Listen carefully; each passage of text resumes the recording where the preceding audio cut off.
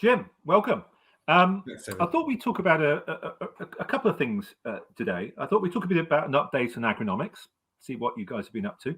I thought I'd just canvass your opinions really also on what's been happening in the US markets and SPACs and IPOs.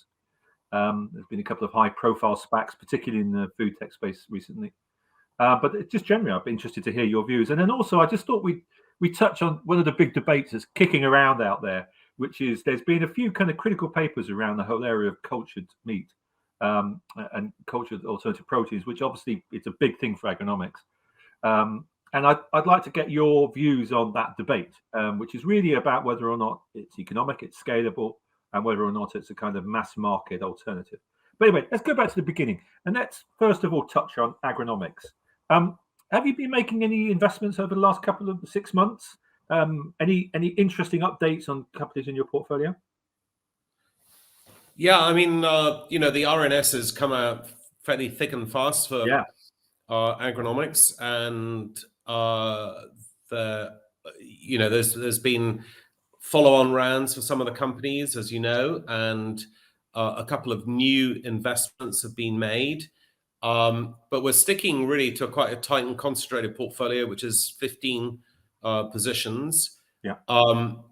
And there's quite a lot of good stuff happening, but I'm not really allowed to talk about that because it hasn't been announced to the public. But agronomics is a work in progress. Yeah. It's no secret that we are actively engaged with most of the companies in the sector. When I wrote my book, which you kindly wrote about, I much appreciate that, about a year ago. Moo's Law. Moo's Law, got it.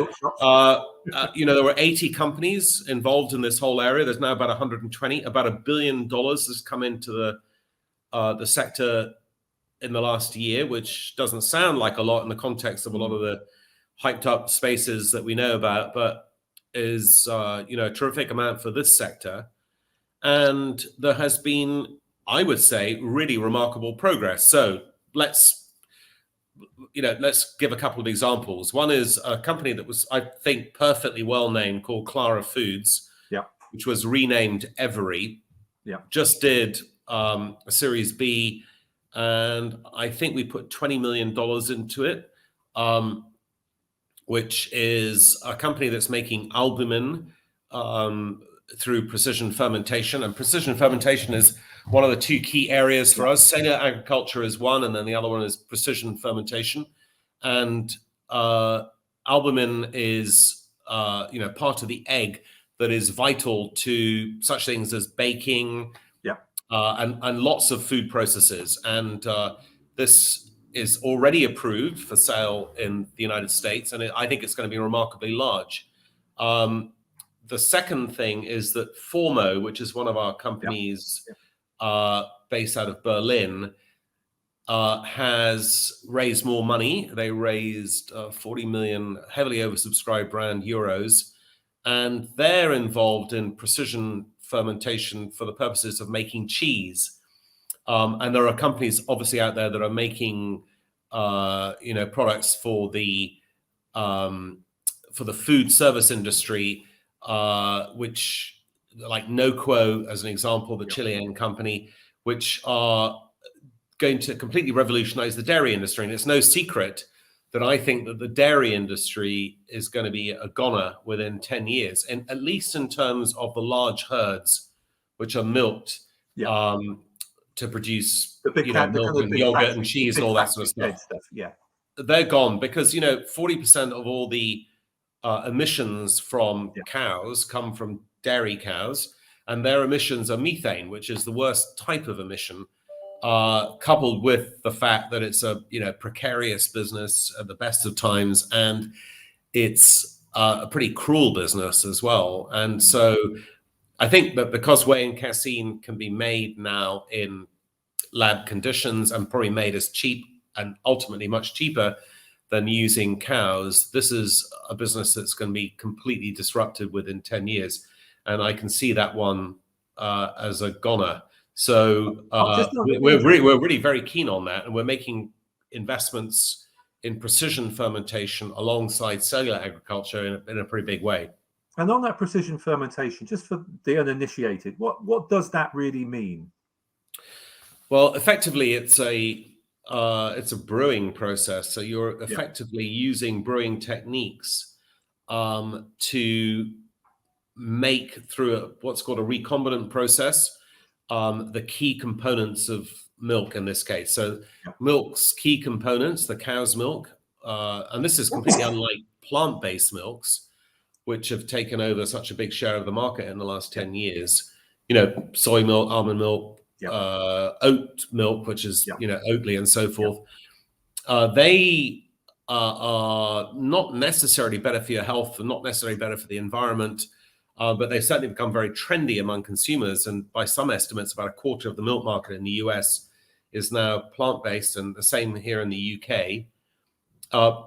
Precision fermentation produces the key components of cow's milk, which are whey and casein. You add water, therefore it's highly transportable around the world. And I don't know if you know this, David, but 60% of all milk consumed in China, as an example, is powdered milk.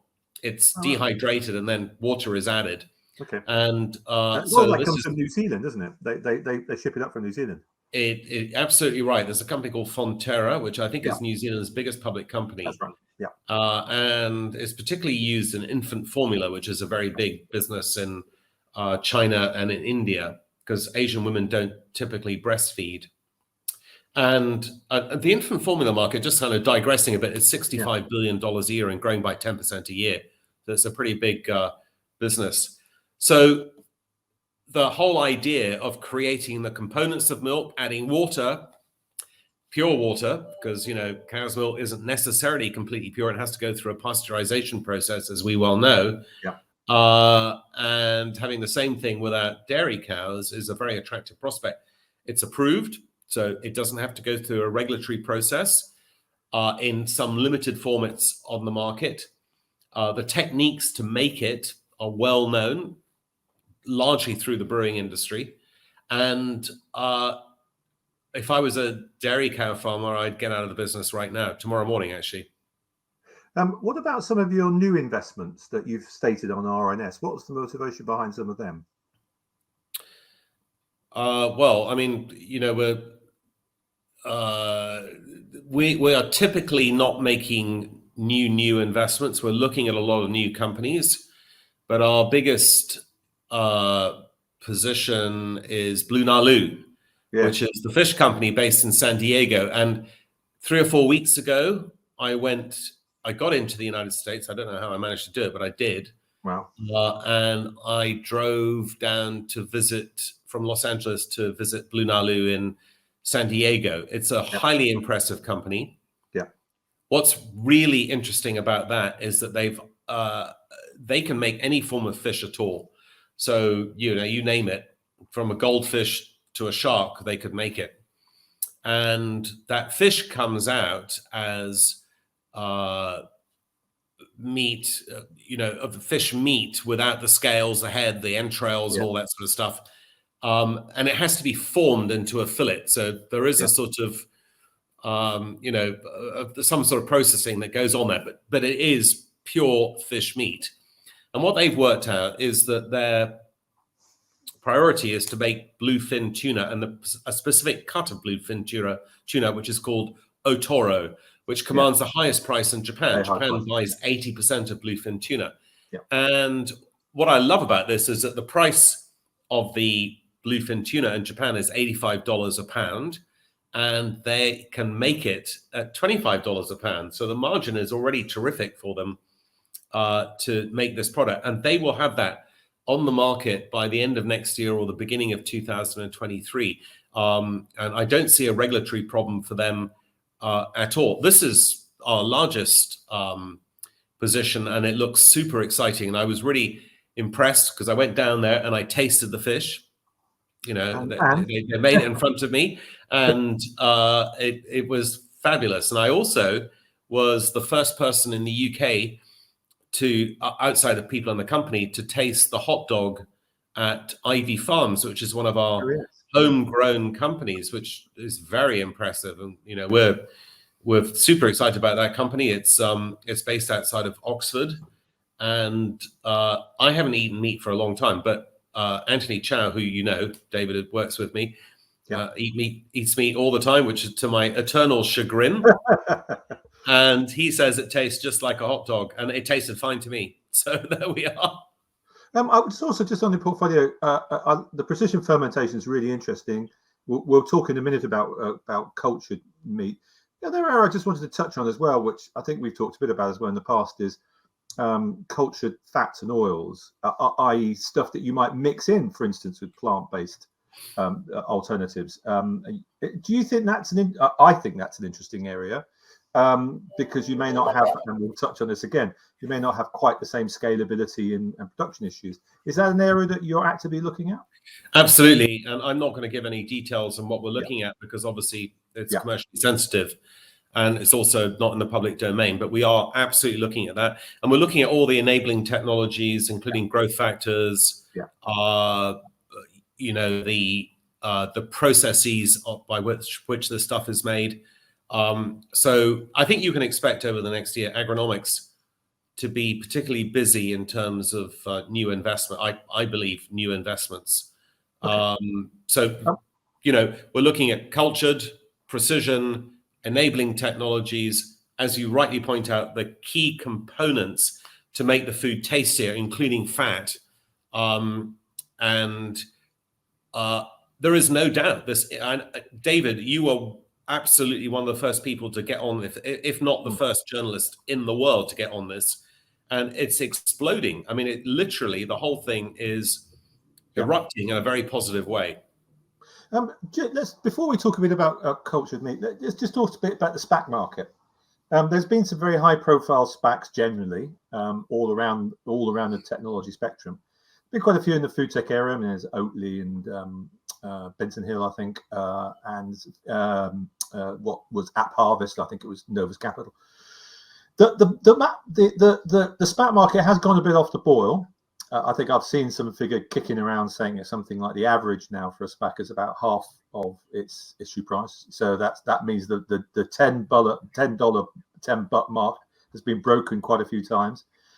And I suppose that has an impact on maybe people like you, because a lot of the companies that you've mentioned and have got in your portfolio, I imagine many of them might be looking at an IPO or a SPAC or something like that in the next few years, or they might go trade sale. But definitely an IPO or a SPAC is one of the ways of dealing with the pipeline. Does that worry you? Do you think we'll see this? It's not quite a deep freeze yet, but it's certainly chillier in the SPAC market. Is that likely to impact the kind of pipelines of the big VCs such as yourself in this area? It's a great question. I mean, basically, none of the companies in this sector are yet public. And as far as I'm aware, and it could be that one or two of them have been talking to SPACs, like Eat Just, possibly, which is very high profile. It could be that Upside Foods, which used to be called Memphis Foods, is talking to a SPAC, but I don't know. But I would say that there is no shortage of capital. I mean, every single round for all these companies is highly oversubscribed, at least in the companies that we're involved in.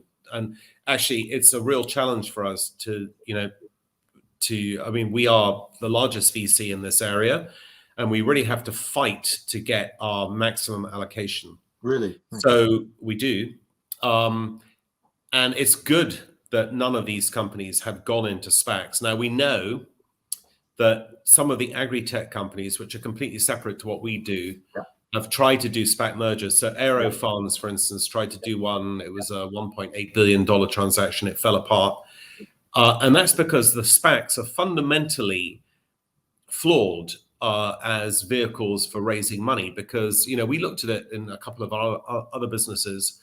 The investors have basically the put option. They can ask for their money back if they don't like the look of a deal. And if the markets are weird or just, not particularly focused on a particular sector, then they do ask for their money back. And then you end up with, the SPACs being basically denuded of cash or just like stripped and effectively worthless. And I think there are something like 450 SPACs looking for deals at the moment. Now, it could be that, and what is the advantage of a SPAC? The advantage of a SPAC is that there's less due diligence, which is not necessarily a good thing, and that it's a quicker path to the market. And in a hot market, that's great, but we're not, the market's a bit off the boil at the moment. Yeah. When some of these companies go public, my view is that probably now, given the SPAC situation, they should just go public in the traditional way and, accept the due diligence, accept the time period of going public and so forth, because there's no shortage of money for the good ones. Absolutely none at all. There's so much money chasing the sector at the moment. It's annoying for us because we absolutely want to lead almost every round in the good companies at the moment, and we are. Actually, you mentioned ag tech.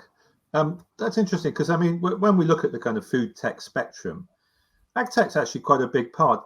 It doesn't quite get the same press. Actually, everybody loves talking about what used to be called lab grown meat, now cultured meat. People talk about alternatives to burgers, and I suppose that's because we eat this stuff. So for a journalist, it's easy to write about it. But some of the stuff coming out of ag tech is terrifically interesting. Do you not find yourself tempted maybe to? It's not part of your core kind of focus. You've mentioned them already. Do you not find yourself looking at it? Because it's clear that we have got to there is a massive wave of digitization of farming coming. And it is a super, super interesting area with a lot of money moving into it. Are you never tempted? Well, obviously anything that's got upside is tempting to both you and me. But the fact is that we've got a very specific focus on agronomics, and we're the world leader in it. So I think diffusing is not a good idea. But what I will say is that we did make an investment in Tropic Biosciences, which I know you're familiar with, a British company, at the early days, because we weren't sure about which area we're going to go into. And Tropic is really looking fantastic. Tropic is a company that gene edits crops to build in resilience, and gene editing is becoming more. I'm not talking about GMO, but gene editing is becoming more acceptable around the world. And they're a world leader, and when they go public or sold or whatever happens to them, I think that agronomics is in a very good situation there. Maybe the message is somebody should do an agronomics or ag tech. Get in well, there why not? And actually, I'd probably invest in it. But we're now managing quite a lot of money. I think we're going to get a lot more money, by the way. And I think the focus of the team has got to be on the areas of core competency. Yeah, I get that. Let's finish off by talking a bit about the big debate that's been happening around scalability in the cultured meat sector. Probably the most accessible one. There was a very good, long, in-depth article done on The Counter, a food-orientated magazine online, which was based in turn upon some research coming out of a foundation. It didn't particularly raise anything new, but I think it did start to flesh out a more detailed debate, it's always been kicking around, which is about this issue of scalability and about the amount of money and capital needed to be deployed. And I suppose one of the headline figures that was quoted there, and I'd love to hear your view on this, is they reckon to build a single large-scale bioreactor factory, which could generate the kind of produce that was necessary to get out in the market, you might need to deploy up to $450 million just for one big factory. And that was based upon the biopharmaceutical model, which has got lots of kind of safety measures built into it. And I suppose the core criticism was that there was no way that it was ever going to scale up. And if you don't have the scale up, the reason that's important, going back to your book actually, is that you don't get the price point right. Because if you don't scale up, you don't get enough quantity through the door, and therefore you can't get the price level down. And I suppose people like Blue Nalu, they don't really fit very well in that category for the reasons that you've mentioned, really, because very high price product. Yeah. It's, as you said, $85 or whatever it is. Whereas I think the debate is really around probably the burger, to put it bluntly. Yeah. Which is, how do you get that, that cultured meat burger down to the right price point? What's your take on that? Because it is a fundamental challenge to the cultured meat debate. Yeah, it's a very good question. So the author of that can't remember his name, Yeah, is a member of the Australian Dairy Board Mhm. and a well-known critic of anything to do with alternatives to the current intensive farming practices that we're trying to move out of the way or shift. So that has to be the first caveat. And he's not declared himself as such on the article, which was widely circulated. We are quite, I think the industry is ready at the ramparts for a big attack by the conventional farmers on the inevitable, basically, which is that this is going to be an industry that will scale and will scale very successfully. The fact of the matter is, David, that the inputs into cell agriculture. So when you take the cells, which are identical to the cells that a cow is made of, and you differentiate them, but you only take the ones that you want, which are the fat and muscle cells, and you put them into a bioreactor and you feed them the nutrients that are largely the chemical components of the food that they eat in a feedlot, and if they're lucky on grass pasture. And you introduce growth factors, which are identical to the growth factors that the cows have themselves. You have a tremendous divergence in terms of the ratios of input to output. So in the cell agricultural scenario, it's 2.5 to 1. And in the cow scenario, which is a factory in the same way as cell agriculture is, it's a very inefficient 25 to 1. Mm-hmm. So, and the cow, because it's a living animal and it's in close proximity to other cows, has to have antibiotics, hormones, all sorts of other treatments, is highly polluting. We know all that sort of stuff. Yep. Whereas the cell agriculture doesn't have any of that and uses a tiny fraction of the land mass and a very small part of the water usage that a cow requires. And it's the same for every other animal species that's potentially going to be produced in laboratory conditions. Now, I suppose the point is that no one has produced this stuff at a massive scale. And you're absolutely right that in the early days when they were using fetal bovine serum as growth factors, when they were using biotech processes at biotech prices to produce their pilot scale production, it all looked terribly uneconomic. But I can tell you right now that my very strong belief is that not only is there a price umbrella for some premium categories, so for instance, Wagyu beef, which we just invested in, Ohio Farms, as you probably saw the other day, and Blue Nalu's Otoro bluefin tuna cut, but the price umbrella will be enhanced by the fact that carbon taxes are coming around the world. Governments love taxes, we know that. Carbon taxes tick all the boxes in the zeitgeist, and conventional food producers are going to be taxed as big polluters and emitters, that's for sure. So it won't be a salt tax, it won't be a sugar tax, it will be a carbon emitting tax. And the alternative protein producers will get carbon credits. And we're going to help our companies to benefit from that. That will provide an additional price umbrella for them to grow up to the scale that they require. But I am absolutely convinced, and we read these articles. We know that the provenance of these articles are malevolent in a way, in the sense that that it's the industry, conventional industry, fighting back against the upstarts. But they are wrong. The trajectory of price and volume is very much in line with Moore's law, which is that within 5 years, the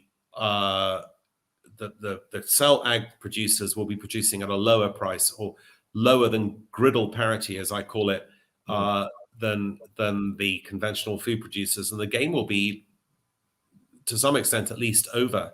So this is unstoppable. And yes, there are going to be technical challenges. Yes, there's going to be execution risk from company to company. Yes, there's going to be intellectual challenge, in patents and all that sort of stuff. Yes, there's going to be lobbying and so forth. But the fact of the matter is the world needs this, and the confluence of the technology being available now and being scalable, and the world's absolute requirement to reduce greenhouse gas emissions and to reduce intensive farming is a happy coincidence that we have the two together at the same time.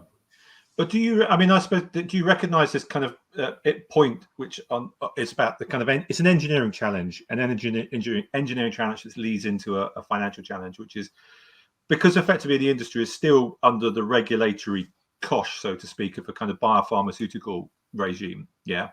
Therefore, it has to use biopharmaceutical components and bioreactors and that kind of stuff, which is extremely expensive and normally engineered to produce much smaller quantities.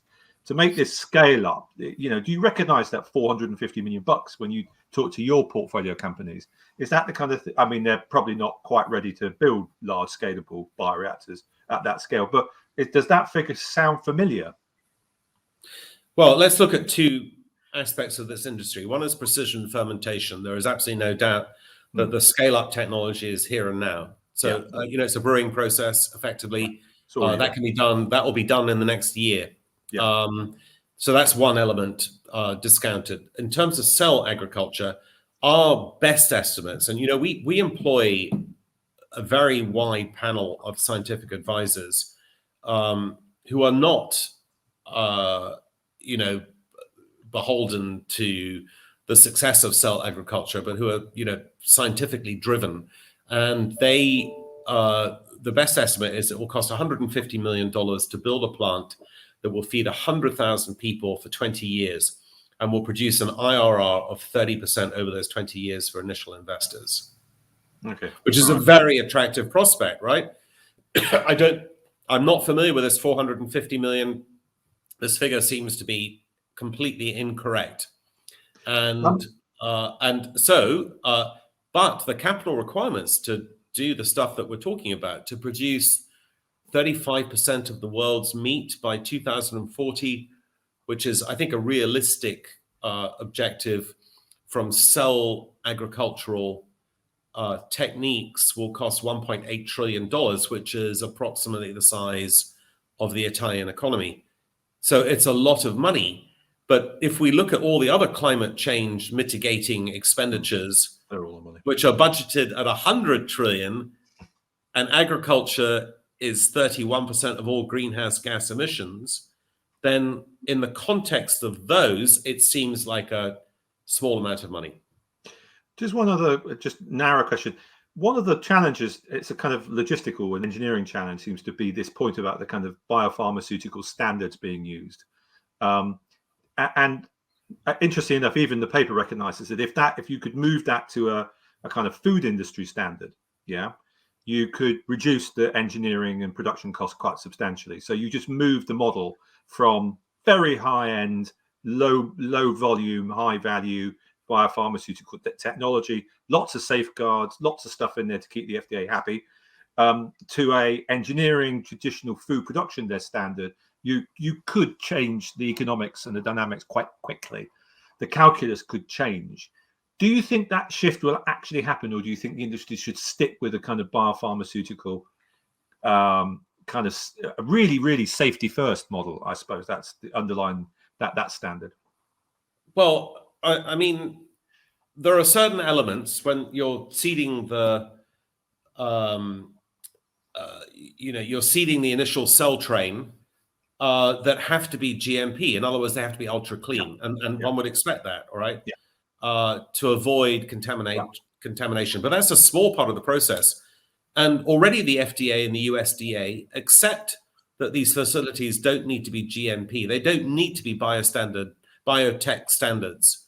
And so Blue Nalu, which is building a 40,000 square foot facility at the moment, which I went to visit, doesn't have to be GMP, except in the small area where the precursor cells are being developed. So it's wrong. It's actually wrong to say that this has to be like the production of cancer drugs or drugs for rare diseases. This is going to be food safety standards, so it will be the same level as Heinz making its baked beans. Basically, it's no different, and as a result, I think a lot of what's said in the counter is absolutely wrong. And I can also tell you that the team that we have, which is much bigger than when we first started talking, is convinced that we're actually on a faster trajectory than Moore's law as opposed to Moore's law, and that we're going to see remarkably low prices in a much faster period than most people expect. It sounds like you have a very busy 2022. Thank you very much, Jim. Oh, David, it's lovely to talk to you. Happy Christmas to you in advance. Absolutely. Happy Christmas. Thank you, everybody. Man. Bye. Bye-bye.